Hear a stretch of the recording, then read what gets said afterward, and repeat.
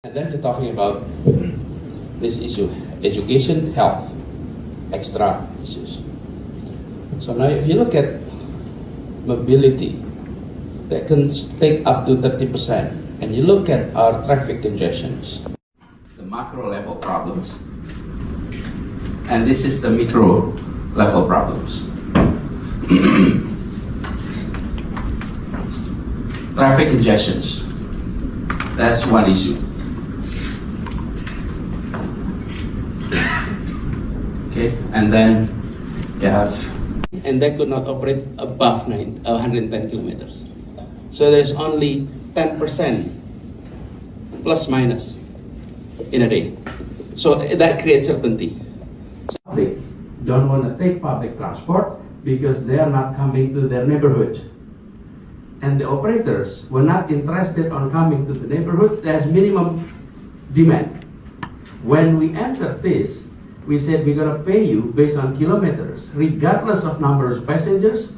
Then they're coming to neighborhood that has no passengers. But as soon as the buses operate there, after a few weeks, we started to see passengers. Okay? Then demand created because the supply is there. People realize now I better take public transport because it is now in my neighborhood. In the past, they didn't want to try that. So change these equations from customer paying directly to them. Now, from the customer side, the numbers of floors is a function of the width of the street. The bigger the street, the taller the building. That's car-oriented development. Because you allow buildings to be built if it high-rise, if it has the capacity. Number 3, education will pass under. Without these 3, global talents will not come to your city. I think that's applied anywhere, and I think this is what Singapore is offering. Assalamualaikum warahmatullahi wabarakatuh. Sobat RH sekalian, jumpa lagi kita di channel yang keren ini. Keren cadas ya. Di luar hujan sobat RH sekalian. Dan tadi kita mendengarkan the lectures ya dari Anies Baswedan di NTU ya. Nanyang Technological kalau nggak salah ya, University in Singapore. Jadi sobat era sekalian, ya itulah kelebihan dari seorang Anies Baswedan ya, yang mampu memberikan lectures, giving a lectures di universitas di dunia. Coba bayangkan ya, betapa bangganya Indonesia ya, if he is elected as the president and then giving lectures in the international fora. Jadi bisa di pertemuan PBB, bisa dimanapun. Karena kenapa? Karena Indonesia itu negara besar. Tentu suara Indonesia akan diperhitungkan. Cuma persoalannya adalah tidak ada ya pemimpin Indonesia for the time being yang bisa menyampaikan itu secara baik, lancar. Jadi sobat era sekalian, untuk diundang di forum-forum seperti itu sebagai lecturer, sebagai pembicara, itu harus memenuhi 3 hal. 4 sesungguhnya. Nah, 4 itu nanti akan ditentukan. Apa ya? Pertama adalah ya Anda harus memiliki bahasa Inggris yang baik. Bahasa Inggris yang baik itu penting sekali. Sehingga bahasa Inggris yang responsif ya, antara ngomong dan menjawab, itu bisa saling cepat ya. You cannot say I want to test my minister answering the question, nggak bisa begitu ya. Anda harus punya kemampuan yang memang baik, paripurna untuk itu. Di negara lain barangkali banyak orang yang berbahasa Inggris dengan baik, even di Indonesia sekalipun. Tetapi Anda harus punya syarat kedua. Apa itu syarat kedua? Knowledge, pengetahuan. Jadi kalau Anda tidak memiliki pengetahuan yang adequate, yang memadai, ya Anda tidak mungkin disuruh bicara di forum-forum internasional atau suruh giving lecturer. Jadi nggak mungkin Jadi Anda harus memiliki knowledge, certain knowledge.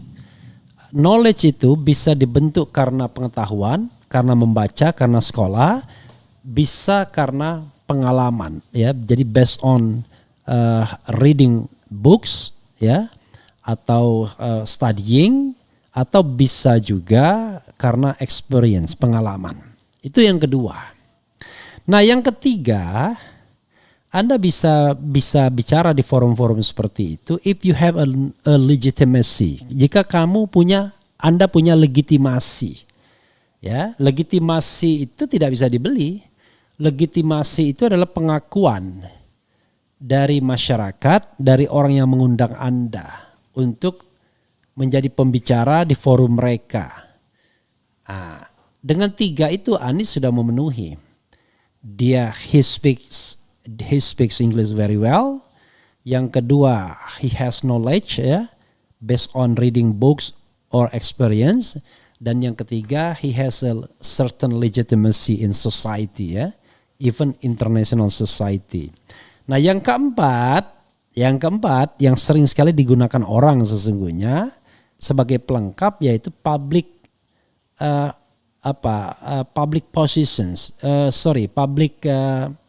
pejabat publik, ya. Jadi public officer. If you are public officer, then it is easily for you to be invited as a speaker in international fora. Misalnya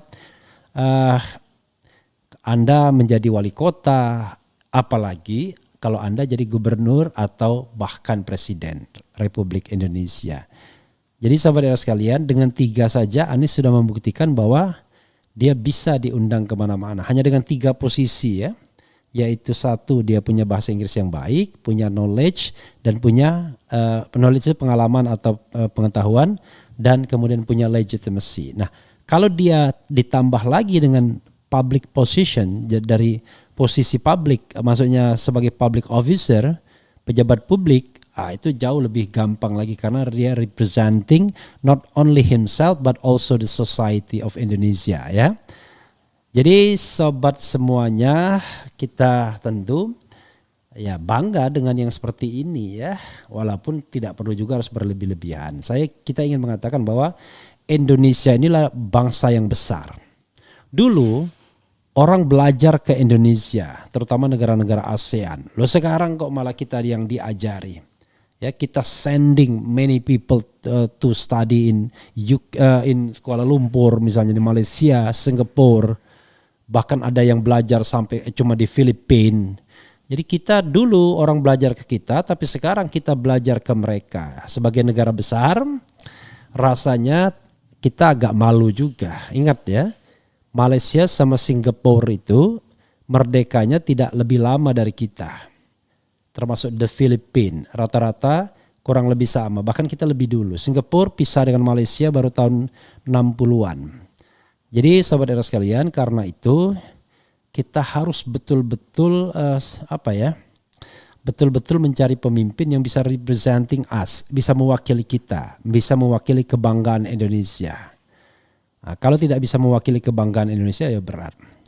Prabowo, he speaks English very well. Cuman masalahnya adalah apakah dia cukup punya tradisi menyampaikan pendapat-pendapat di forum-forum internasional secara baik atau tidak. Kalau ide pasti banyak. Kalau pidato beda lagi. Kalau pidato kan sudah disiapkan teksnya. Tapi kalau misalnya Anda menjadi pembicara interaktif seperti itu, Anda harus punya a certain knowledge untuk berinteraksi. Mungkin Prabowo bisa, tapi saya tidak yakin kalau dengan calon-calon lainnya. Jadi ini sekedar objektivitas saja, ya. Bukan berarti kemudian unggul semua, Anies enggak juga. Paling tidak di forum ini dia cukup membanggakan. Ya, jadi ojo dibandingke. Kalau dibandingkan pun enggak apple to apple, ya. Satu jauh sekali, ya, di levelnya, ya, terutama dalam hal menyampaikan pemikiran, bahasa dan lain sebagainya, ya. Ya kita harus paham lah, ya.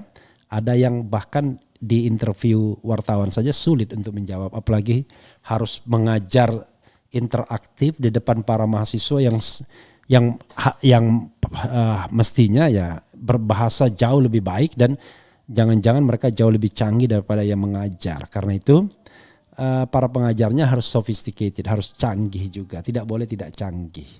Itu sobat RH sekalian ya. Wassalamualaikum warahmatullahi wabarakatuh. Ciao.